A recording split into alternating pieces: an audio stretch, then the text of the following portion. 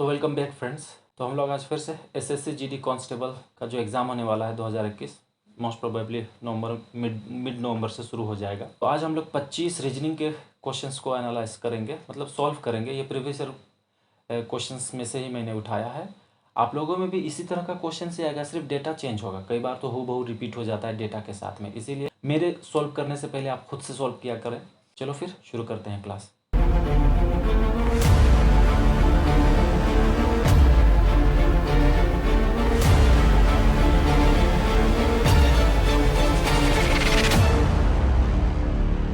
This is the first question of the paper. Question क्या कर रहा है? Identify the correct option to complete the following series. यहाँ एक सीरीज दिया है 5, 8, 13, 20 का। इसमें ब्लैंक में क्या होगा ये हमको देखो। सबसे पहले पता करते हैं कि 5 में और 8 में क्या रिलेशन है। 5 में अगर 3 जोड़ेंगे तो 8 बनेगा। उसी तरह 8 में अगर 5 जोड़ेंगे तो 13 बनेगा। 13 में अगर हम लोग 7 जोड़ते हैं तो 20 बनेगा। और 20 में 9 जोड़ते हैं तो 29 बनेगा। कुछ पता चल रहा है? इसका मतलब नेक्स्ट वाला जो भी टर्म आएगा उसमें 11 जोड़ना होगा, क्योंकि 3, 5, 7, 9, 11 इस तरह दो का गैप का एक सीरीज चल रहा है।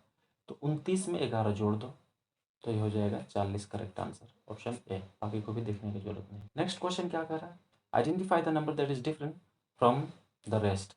यानी कि इन संख्या में आपको ओड पता करना है जो अलग हो। कोई ग्रुप है और कोई एक अलग होगा। देखो 625 625 का कैसे आता है मालूम है? 5 को अगर आप 4 बार गुना करते हैं, यानी कि 5 गुना 5 गुना 5 तो 625 आएगा। 5 का पावर 4। 115 कैसे आता है? 5 को अगर आप 23 से गुना करोगे तो 115 आएगा।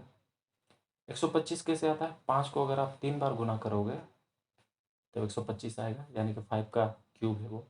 और 5 को 2 बार गुना करोगे तो 25 आएगा। तो अलग क्या दिख रहा है? ये अलग दिख रहा है नहीं? सभी में 5 5 5 आ रहा है, चाहे वो 4 बार हो, 2 बार हो या 3 बार हो, लेकिन 23 तो नहीं आया, तो यही अलग है। तो ये करेक्ट आंसर होगा। हमको अलग ही ढूंढना था। क्वेश्चन नंबर 3 में देखो 3 वर्ड दिया है, लैंग्वेज, हिंदी और मलयालम, और वेन डायग्राम का ऑप्शन है। तो कौन सा ऑप्शन करेक्टली मैच करता है? तो इसका करेक्ट आंसर होगा ऑप्शन सी। कैसे?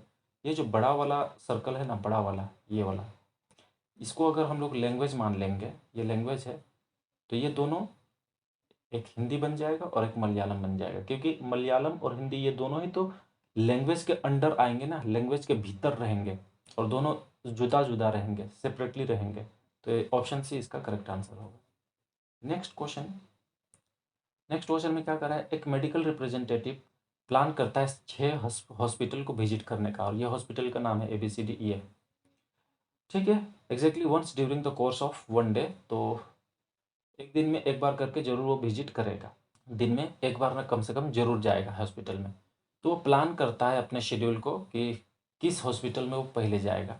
तो देखो पहला ऑप्शन देखो, he must visit A before B and E। Condition है, प्लान कर रहा है उसका schedule. He must visit B before D। The third hospital he visit must be C। कहने का मतलब अगर आप ध्यान से देखोगे तीसरा ऑप्शन को, तो बहुत सारा आंसरिंग को यहाँ पर ऑप्शंस को एलिमिनेट कर सकते हैं। The third hospital he visit must be C। तो 6 हॉस्पिटल है, तो 6 जगह लिख रहा हूँ मैं, 1, 2, 3, 4, 5, 6। ये 6 हॉस्पिटल है। इसमें ABCD नाम का हॉस्पिटल में जाना है उसको। जो तीसरा वाला हॉस्पिटल है ना, थर्ड हॉस्पिटल, वो क्या होगा? C होगा, यानी कि तीसरा घर में C, ये तो कन्फर्म है। तो ऑप्शंस को एक बार देखो तो किस जगह में तीसरा घर में C आया है? यहाँ पर आया है, यहाँ पर A है, यहाँ पर A है, तो एलिमिनेट करो इन दोनों को। ये आंसर कभी नहीं हो सकता है। और यहाँ पर भी है, यानी कि इन दोनों में ही आंसर छिपा हुआ है। इससे हमको पता चला। अब जो 2 कंडीशन और दिया है 1 और 2, इससे हम पता कर लेंगे कि A होगा या D होगा। अगर ऑप्शन 2 को चेक करेंगे, he must visit B before D, यानी कि B कहाँ आएगा? D से पहले। यानी कि अगर B यहाँ है तो D कहीं ना कहीं इधर आएगा, अब या इधर आएगा, जिधर भी आएगा, लेकिन B पहले आएगा D का। तो अगर आप ध्यान से देखोगे ऑप्शन A को, क्योंकि आंसर तो अब यहाँ और यहाँ छिपा हुआ है, तो B को देखो तो D के बाद में लिख दिया गया। यहाँ पर D है और यहाँ पर B है, तो ये भी एलिमिनेट करो। करेक्ट आंसर होगा ऑप्शन D। यानी कि ऑप्शन ये स्टेटमेंट 1 का तो जरूरत भी नहीं पड़ा और आंसर तक पहुंच गया। नेक्स्ट क्वेश्चन देखो, यहाँ स्टेटमेंट है 2 और कंक्लूजन भी है 2 उसी स्टेटमेंट के आधार पर। तो कौन सा कंक्लूजन फॉलो कर रहा है इसको हमको चेक करना है। वेन डायग्राम से भी इसको बनाया जा सकता है। पहला बोल रहा है no cat is a monkey, कोई कैट मंकी नहीं है। अगर मैं इसको कैट मान लो, ये कैट मैंने बनाया, तो और ये मंकी बनेगा, ये मंकी, इन दोनों में कोई रिलेशन नहीं है, यही बोल रहा है। ना कैट मंकी है और ना ही मंकी कैट है। अब बोल रहा है दूसरा statement, no monkey is cow, कोई मंकी का काउ नहीं है, यानी कि गाय भी मंकी के साथ कोई रिलेशन नहीं है, तो यहाँ पर मैंने काउ लिखा। इन दोनों में भी कोई रिलेशन नहीं है, इन दोनों में भी कोई रिलेशन है, यानी कि तीनों सेपरेट है। एक और डायग्राम बन सकता है, शुरू से अगर पढ़ते हैं तो देखो, no cat is a monkey, बात तो ठीक है, no cat is a monkey, कोई कैट मंकी नहीं है, कैट अल्दा बनेगा और मंकी भी अल्दा बनेगा, बिल्कुल डिफरेंट बनेंगे, अलग अलग रहेंगे। लेकिन 2 नंबर जो स्टेटमेंट है, no monkey is a cow, कोई मंकी काउ नहीं है, लेकिन कैट में और काउ में क्या रिलेशन है, ये तो बात क्लियर नहीं है स्टेटमेंट 2 में। ऐसा भी तो हो सकता है कि यहाँ पर ये काउ का जो डायग्राम बनेगा ये इस तरह बने, यहाँ पर काउ हो, ये भी तो हो सकता है ना। इससे भी तो पता चल रहा है कि काउ और मंकी में कोई रिलेशन नहीं है, जिस तरह से वो बोला है कि काउ और मंकी में कोई रिलेशन नहीं है, तो या तो ये डायग्राम करेक्ट बन जाएगा या तो ये डायग्राम। अब दोनों से ही कंक्लूजन को चेक करो, तो कंक्लूजन 1 में क्या करा है, no cat is a cow, कोई कैट काउ नहीं है। हाँ, इस वाले डायग्राम में देखेंगे तो काउ और कैट में कोई रिलेशन नहीं है, लेकिन इस डायग्राम में देखो काउ और कैट में रिलेशन है, यानी कि पहला वाला डायग्राम से तो ये स्टेटमेंट सही है, लेकिन दूसरा वाला डायग्राम से ये स्टेटमेंट गलत हो गया। ठीक है, तो पूरा सही तो ये हुआ नहीं और ना ही पूरा गलत हुआ। अब देखते हैं आइदर और का केस आ गया इसमें। अब देखते हैं कि सम काउज आर मंकी, स्टेटमेंट 2 में बोल रहा है कि कुछ गाय मंकी है। नहीं, गाय और मंकी में कोई रिलेशन ही नहीं है, ना इस डायग्राम में रिलेशन है ना इस डायग्राम में। ठीक है, तो इसलिए ये स्टेटमेंट भी गलत है और ये दोनों ही डायग्राम में गलत है। तो अब आंसर क्या होगा, तो आंसर हमारा बनेगा ऑप्शन सी, नाइदर कंक्लूजन 1 और नॉर कंक्लूजन 2 फॉलोज, क्योंकि 1 भी तो पूरी तरह फॉलो नहीं किया, क्योंकि एक स्टेटमेंट में वो गलत हो गया, एक स्टेटमेंट सही हुआ, और 2 वाला तो पूरा ही गलत है दोनों स्टेटमेंट में, इसीलिए ना स्टेटमेंट कंक्लूजन 1 फॉलो कर रहा है ना कंक्लूजन 2 फॉलो कर रहा है। इसका करेक्ट आंसर होगा ऑप्शन सी। क्वेश्चन नंबर 6 क्या कर रहा है, select the option that is related to the third term in the same way as the second term is related to the first term, यानी कि यहाँ यह है फर्स्ट टर्म, यह है सेकेंड टर्म और यह है थर्ड टर्म, तो इन दोनों में जैसा रिलेशन है ना, हूबहू वैसा ही रिलेशन हमको यहाँ पर भी देखना है। तो देखो ए सी ई ये है, तो ए और सी, ए को सी तक आने में कितना घर जाना पड़ेगा, +2 कर, यानी कि 20 सी, 2 घर ऐड करना होगा।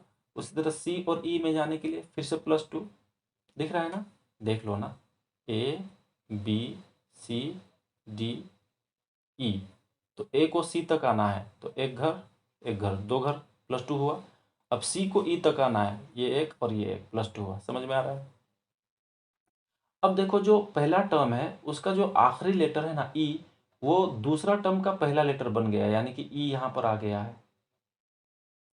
इसका मतलब क्या हुआ कि यहाँ पर भी जो बनेगा ना, यहाँ पर जो आएगा, तो वो जो आखिरी लेटर एच है वो इधर आएगा, यानी कि एच से शुरू होगा जो भी होगा, तो इसलिए ऑप्शन ए को और ऑप्शन सी को तो एलिमिनेट करो, क्योंकि एच से शुरू नहीं है, एच यहाँ पर भी है यहाँ पर भी। अब देखते हैं आंसर क्या होगा। अब ई और आई में कैसा रिलेशन है, तो ई में अगर +4 करते हो ना तब आई तक पहुँचा जा सकता है। देखो E F G H I, तो 1 2 3 4, 4 घर ऐड करना होगा तब आई तक पहुँचेंगे। उसी तरह से आई और एम में फिर से +4 करना होगा, देख लो आई जे के एल एम, ए जे 4 घर, यहाँ से यहाँ तक आने में 4 घर आपको जम करना हो, तो +4 का हो रहा है। अब डी एफ एच को देखो, डी एफ एच में रिलेशन वही है जो ए सी में है, क्योंकि 2 घर का डिफरेंस है डी एफ एफ एच में, तो इसका मतलब यहाँ पर जो भी वर्ड आएगा ना वो इस वाले से ई एम से मैच करेगा। तो ई एम वाला में क्या +4 का सीरीज चल रहा है ना, तो +4 देखना है। एच तो ऑलरेडी हम लोग तभी पता कर चुके हैं, एच तो होना ही है शुरू में, तो एच के बाद +4 करो, तो यहाँ पर देखो एच के बाद +4, 1 2 3 4, यानी कि एल आएगा। अब एल के बाद +4 करो तो L M N O P, P आएगा, तो यानी कि एच एल पी हमारा करेक्ट आंसर होगा ऑप्शन डी। नेक्स्ट क्वेश्चन में बोल रहा है कि यहाँ पर एक डायग्राम है, इस तरह का देख रहे हो ये डायग्राम इस ऑप्शंस में से ABCD में से किस ऑप्शन में आपको दिख रहा है। एम्बेडेड का मतलब होता है उसके अंदर में छिप के बैठा है, निहित है। और इस डायग्राम को आप उल्टा पलटा भी सकते हो, रोटेट भी कर सकते हो, घुमा सकते हो, क्योंकि यहाँ पर रोटेशन इज नॉट अलाउड ऐसा नहीं बोला है। तो ऑप्शन डी में साफ साफ दिख रहा है, अगर आप देखना चाहोगे तो यहाँ पर देखो ये रहा, यानी कि इस तरह करके है, ये चीज़ यहाँ पर दिख रहा है। तो वही तो चीज़ हमको ढूंढना था, लेकिन ये रोटेट हो गया, यहाँ खड़ा है और यहाँ लेटा हुआ है, चलेगा वैसा। तो ऑप्शन डी इसका करेक्ट आंसर होगा। फिर से एक नंबर सीरीज है खाली जगह में, यानी कि 35 के बाद क्या आएगा। तो देखो 50 और 49 में क्या डिफरेंस है, -1 का। 49 और 47 में -2 का।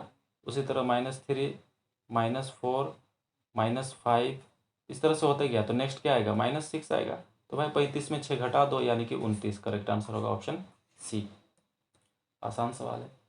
अब देखो यहाँ पर क्वेश्चन मार्क, इस क्वेश्चन मार्क की जगह में क्या आएगा ये बोल रहा है।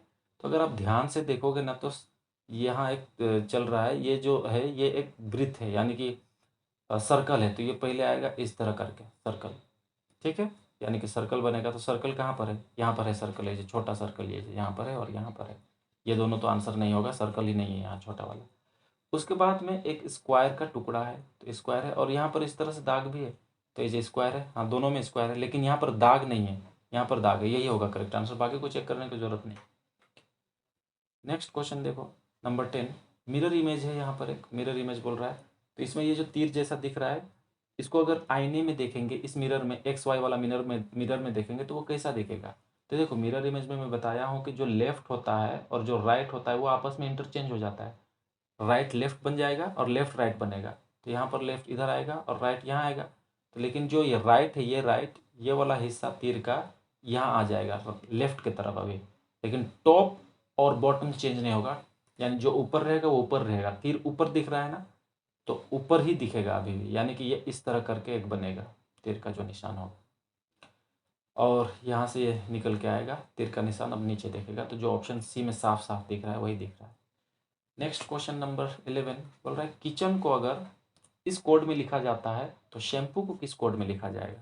देखो किचन को के, तो के को क्या लिखा गया है, एल। कितना घर छोड़ रहा है, JKL, डायरेक्ट +1 हो रहा है ना पहला वाला। के बाद डायरेक्ट एल आता है।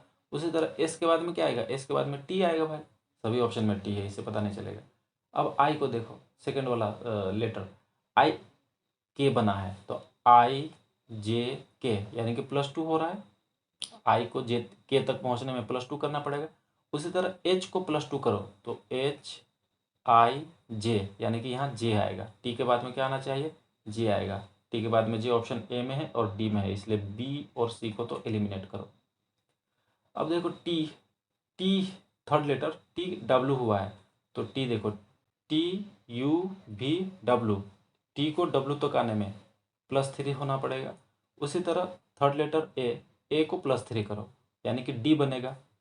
तो डी, ये ऑप्शन ए करेक्ट आंसर होगा। इसमें डी है, यहाँ तो ई है। क्वेश्चन नंबर 12 क्या कह रहा है, identify the odd pair from the following. Odd कहने का मतलब अलग, बाकियों से अलग है। यहाँ जो पेयर जोड़े में दिया गया है, तो कौन अलग है, साफ साफ दिख रहा है। ऑप्शन ए इसका करेक्ट आंसर होगा। क्यों होगा, वर्ड मीनिंग आपको जानना पड़ेगा इसके लिए। देखो इधर में जानवर का नाम दिया है, ये वाला साइड में, लेफ्ट हैंड साइड में एनिमल्स है, ठीक है। और इस साइड में वो एनिमल कहाँ रहता है, उसका हैबिटेट यानी उसका घर का बात हो रहा है, ठीक है। तो जैसे पिग यानी सुअर, सुअर कहाँ रहता है, इस टाइम में, करेक्ट है। सुअर बाड़ा जिसको बोलते हैं, या सुअर खाना, वो इस टाइम बोलते हैं। किंग कहाँ रहता है, महल में, पैलेस बोलते हैं महल को। ए लगता है, प्लेस मत समझना, स्थान नहीं, ए लगता है यहाँ। और बर्ड घोंसला में रहता है, नेस्ट। तो इसी का करेक्ट आंसर होगा ईगल। और ये सूप, सूप ये घर का नाम नहीं, सूप का मतलब होता है झपटा मारना, जो ईगल का एक एक्शन है, झपटता है ना, उसको बोलते हैं। तो ऑप्शन है इसका करेक्ट आंसर होगा, वही ओड है। अब देखो बोल रहा है कि नेक्स्ट फिगर क्या होगा, विल कम नेक्स्ट, यानी कि यहाँ पर नेक्स्ट जो एक फिगर बनेगा, ये कैसा बनेगा ऑप्शन में। तो सबसे पहले आप ध्यान दो तीर का मुंह को, यहाँ पर है तीर का मुंह, ये वाला में। उसके बाद में तीर का मुंह लेफ्ट हैंड साइड अपना मुड़ा है, और एक लाइन को छोड़ के मुड़ा, यानी कि इसको छोड़ दिया, इस वाले लाइन को छोड़ दिया, और यहाँ पर बना है नेक्स्ट। यहाँ पर देखो इस वाले में इसको छोड़ दिया, पहले यहाँ था ना, इसको छोड़ दिया, अब यहाँ तीर का दाग निशान बन गया, तीर यहाँ पहुँच गया है। अब फिर वो क्या किया, जब यहाँ से तीसरा घर में आया, तो 2 लाइन को छोड़ा है वो। देखो यहाँ था ना पहले, यहाँ पर यहाँ था ना, इस जगह में था ना पहले, इसको छोड़ दिया, इसको भी छोड़ दिया, अब तीर का निशान यहाँ आ गया। अब चौथा घर में जब जा रहा है, तो 3 लाइन को छोड़ा है। तीर का निशान यहाँ पर था ना, पहले यहाँ पर इस जगह में था, ये यहाँ देखो, तो इसको भी छोड़ दिया, इसको भी छोड़ दिया, इसको भी छोड़ गया, चौथा लाइन में चला गया। अब चौथा से पांचवा घर में अगर जंप करेगा तो कितना घर छोड़ना पड़ेगा? एक एक बढ़ते जा रहा है, एक एक लाइन, यहाँ एक लाइन, यहाँ से यहाँ आने में 1 लाइन छोड़ा, यहाँ से यहाँ आने में 2 लाइन छोड़ा, यहाँ से यहाँ जाने में 3 लाइन छोड़ा, तो यहाँ से आने जाने में, अब यहाँ से यहाँ जाने में 4 लाइन छोड़ेगा। तो 4 लाइन छोड़ो, इसको भी छोड़ो, 1 2 3 4, यानी कि नीचे बनेगा। तो नीचे बना हुआ किस ऑप्शन में है? ये रहा, ऑप्शन ए इसका करेक्ट आंसर होगा, नीचे बना हुआ तीर। क्वेश्चन नंबर 14 कह रहा है, in the following number series 2 numbers have been put within brackets. 2 number को ब्रैकेट में रखा गया है, ये एक नंबर सीरीज है। Study the series carefully and select the correct alternative with respect to the series. ये ऑप्शंस में से उसके बाद चुनना है। देखो सीरीज में क्या लॉजिक है, ये पहले देखते हैं कैसा चल रहा है सीरीज। देखो 3 को 9 अगर बनना है तो इंटू 3 होगा, 3 को 3 से गुना करेंगे तो 9 होगा। अब 9 को 3 से अगर गुना करते हो तो 27 होगा, 9 3 के 27, 27 को फिर 3 से गुना करोगे तब 81 होगा, 81, 81 को 3 से गुना करोगे तो 243 होगा, 243 को 3 से गुना करोगे तो 729 होगा, 729 को 2 से गुना करोगे, 3 से गुना करोगे तो 2187 होगा। यानी कि ये सीरीज तो ठीक ही चल रहा है, यानी कि जो ब्रैकेट में जो जो लेटर ये नंबर्स हैं वो अपने जगह में करेक्ट है, इसलिए ऑप्शन बी इसका करेक्ट आंसर होगा। Both bracketed letter both bracketed numbers are correct, तो ऑप्शन बी इसका करेक्ट आंसर होगा। नेक्स्ट क्वेश्चन 15 में क्या बोल रहा है कि एथलेटिक्स रिलेटेड है स्टेडियम से, उसी तरह से स्केटिंग किस वर्ड से रिलेटेड होगा? देखो एथलेटिक जहाँ खेलते हैं उस ग्राउंड को बोलते हैं हम लोग स्टेडियम, ठीक है, उस जगह को बोलते हैं स्टेडियम जहाँ एथलेटिक लोग खेलते हैं, प्लेस को बोलते हैं। तो उसी तरह स्केटिंग, स्केटिंग मतलब जानते हैं ना, वो जो बर्फ़ में स्केटिंग करते हैं ना, जाते हैं, तो उसको बोलते हैं रिंक, ऑप्शन सी इसका करेक्ट आंसर होगा। या आइस हॉकी भी रिंग के अंदर ही खेला जाता है, रिंग में खेला जाता है, ठीक है।